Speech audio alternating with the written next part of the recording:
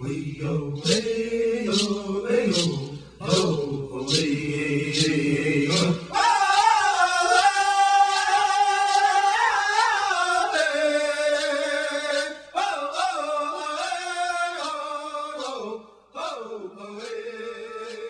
So why is Indian history important in education?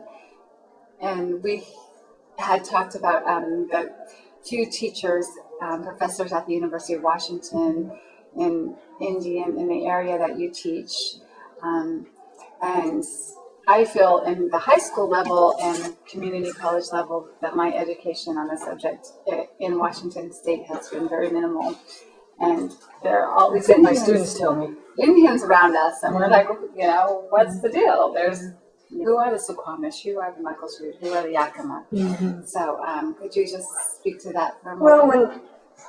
Well, because I teach what I do, because I believe really strongly that you cannot understand American history without understanding Indians' history. Mm-hmm. It is a central part of American history. It's been a central part of how non-Indian Americans have come to understand themselves. But also, it's, of course, about the people, the original people of the continent who are still here. So I think those are, it's really what motivates me, is to try to help people see, my students anyway, understand that Indians have mattered in the history of the development of the United States, but they're also, as people who are among us, important in their own right.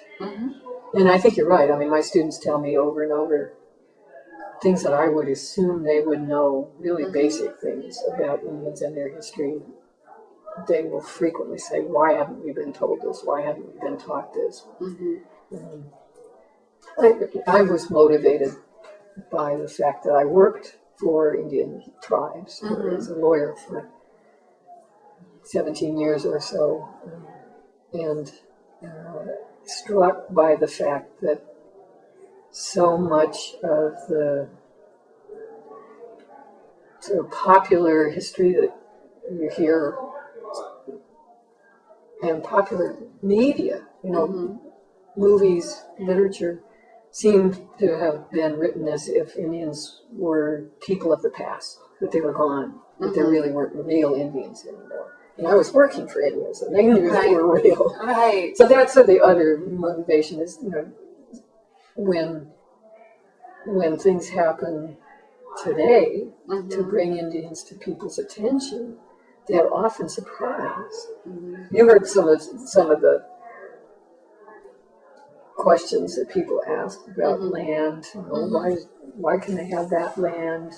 Why can they have it in trust? Didn't they used to own this land? How did they lose it?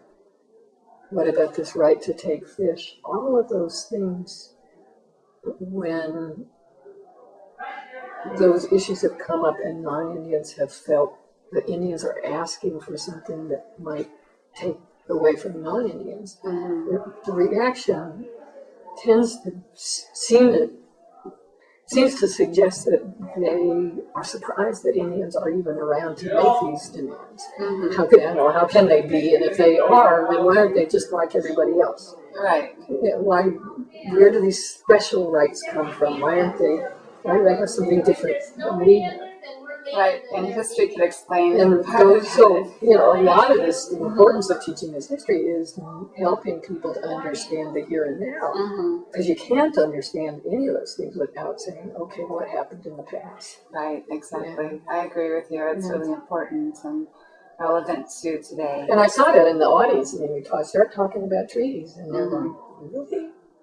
And that's still the law? Why is it still the law? All of those things. And usually, once you start explaining, people find it interesting. So the other reason is just a lot of really good stories. Okay. Well, since Heritage University is on the Yakima Nation, do you have a story about the Yakima tribe that you could share with me, or anything that you found interesting about about their history? And that actually, the thing people should know. One thing they should know is that that's a set of peoples. I think there were 12 or 13 bands, distinct bands that are now considered part of what's now the Yakama Nation.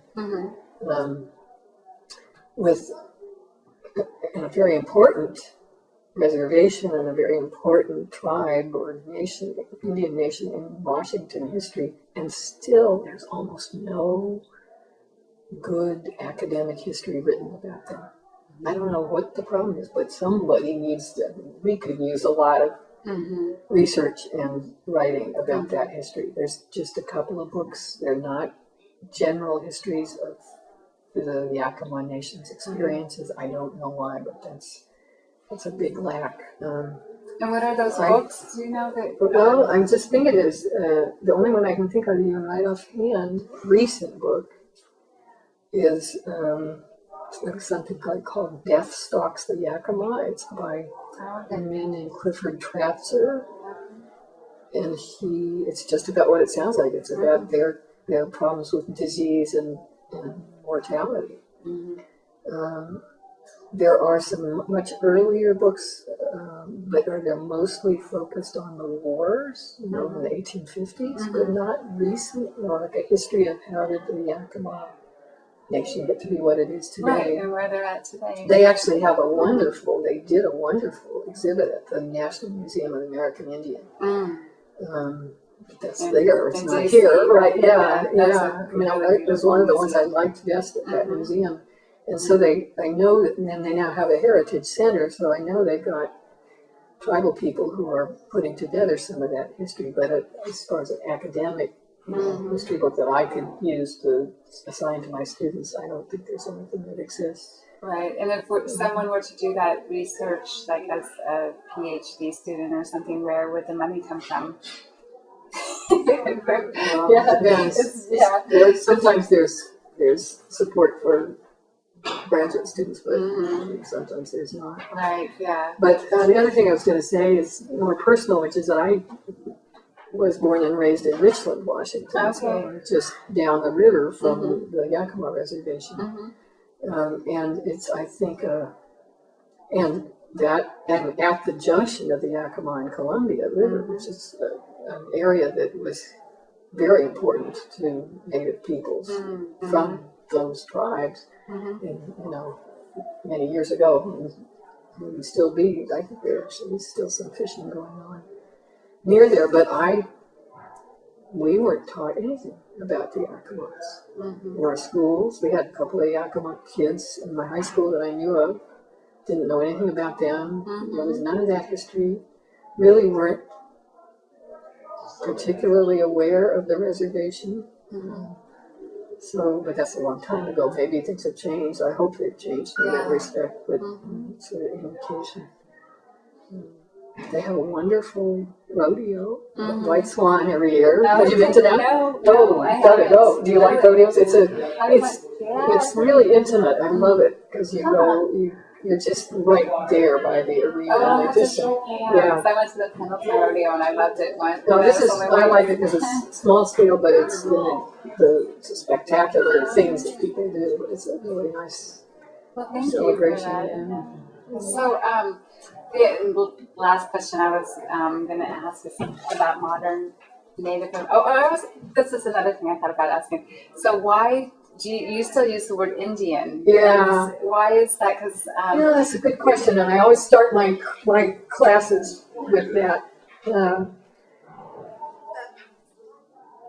We talk about first, where does that word come from? The first peoples, which is the first thing I do in classes. So some people are uncomfortable with the term American Indian. Where did that term come from? And they all say, because Columbus was lost, thought he'd reached what they called India in those days, and the name took, and then they started applying it to every indigenous person in the Americas. And so it's a big mistake. Because it's a big mistake, and people wanted to make it clear it's a big mistake, and also remind Indian people and their allies in the 1960s and 70s thought it was important to remind people not only of his mistake, but of his colonial Intentions, imperial right, intentions. yeah. And so there was we need to find a better term, and so some people felt more comfortable with Native American, and still do, or Native, but that has its problems because anybody who's born in a place is also a native, Right. and so it can be confusing and ambiguous. In Canada, they just, in the last decade or so, decided that they want to be called First Nations to emphasize that they were originally and still hope to be autonomous or sovereign peoples, and I think that's catching on a bit here. But to your question, as I said, I worked for almost 20 years for tribes here. All of the people I worked with call themselves Indians. For good or bad, that's what they call themselves. And they call themselves by their tribe names as well. I now teach for the American Indian Studies Department at the University of Washington. It was created in 1970 by Indian people. That's the name they chose. Yeah. So it's like any label like that for an ethnic or racial group is going to be problematic. We don't have any that are good, or Negro, or Black, or whatever. It's changing, and it changes over time, and who it applies to changes. That's what my book is about. Changes over time. So what I tell my students is, American Indian, Native American, as long as you're using it respectfully, and if you're in a place where you're somebody who identifies that way asks you, please call me this, then go with what they want to be called. And that's the best I can tell you. Oh, okay, yeah. Thank you. Yeah, because in the next question was about Native American literature, and that's what they call the literature that I'm studying. And I was just wondering if you had... No, it's funny. I have a funny story. My brother-in-law was a long-time football coach and PE teacher in California. And one day at Christmas, he took me aside and said, I was in a teacher's meeting the other day, and I used the word Indian, American Indian. They all jumped on me. He said, did I do something wrong? No, but the reason is because people want to be respectful and they want to acknowledge these mistakes. And besides, it's confusing when you have people from India. Yeah, and I think with respect to other kinds of customs like that, if you inadvertently do or say something that people don't, that they object to, then you apologize and say, I didn't mean to be, please tell me how I should do this. Right. Yeah, I actually had a different word that came up in class one day, and one of my students, I'm glad she felt she could do it, said, I really don't think you should use that word. It's so offensive to us. Well, my problem is I'm a historian. I'm using the word, or sometimes I'm reading it from a text from the old days when that was the word that was used. So, do you have a favorite author or Native American or Indian author that you would like to read, or that you would recommend? And you're thinking of literature like fiction. Yes, Boy, there's just so many. There are several, Okay. and it really depends on what you'd like to read. But Northwest, any? well, I like a lot of what Sherman Alexie is doing, and I think a lot of people do. He's a brilliant man. Yes. He's a funny man. He's opened a lot of people's eyes to, the fact that Indians can write funny things and say funny things, and to the complexity of modern Indian life, I think. And so, there's good reason that he's gotten as much acclaim as he has, and he's been very generous with his time.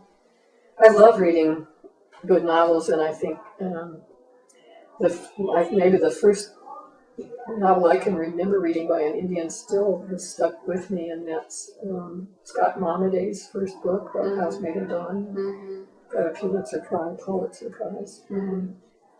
James Welch, some of his stuff I like. Did you know Winter in the Blood? That's one of his early ones. No. It's kind of grim, read that one. but it's really, I think, a very good depiction of the just the struggle, sort of mental struggles that an Indian person in Montana, back in the 60s or 70s would have been going through. And Louise Erdrich, some of hers I like quite a bit. Yeah, I was just going to ask about the historical research in some of the novels. Did you find that you could relate to it, or just well, James Welch had that one that's called The Heart Song of Charging Elk, something like that, yeah. about the Indian that gets stuck in Europe. He's in one of those Wild West shows, touring in the 1800s, early 1900s, and gets left behind in France. Oh yeah, yeah. And I think he did a lot of good research for that. And, it's pretty accurate. I mean, it's consistent with what we know of what happened to some of the people that were involved in those shows. I'm trying to think of any other. I'm not sure Louise does some, but other people in the department would probably be better. Oh, it's so hard at fetching. It's hard for me to fetch these things out of here. Well, thank you so much. Well, you're welcome. Thank you for your interest. Yes, I can't wait to read the book. Oh, well, Yeah. that's good. Let me know. You have my email, so you can send me your comments. I like welcome candid criticisms as well as nice things.